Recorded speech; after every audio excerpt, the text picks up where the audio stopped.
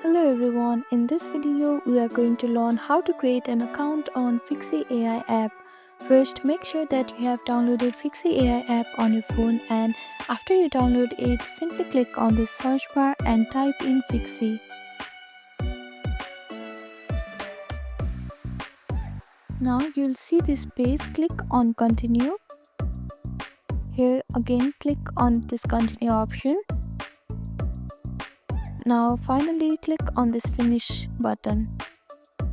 After that, you can see this different price plan for this app. If you want to use this app freely, then click on this try for free, and if you want to add subscription weekly or of yearly, click on this respective button here.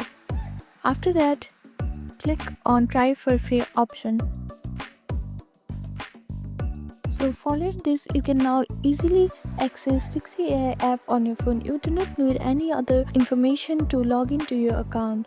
So these are the simple steps to use Fixy AI app on iPhone. Thank you for watching this video. Please do not forget to like, share and subscribe to our channel, and comment down below if you have any queries. Thank you.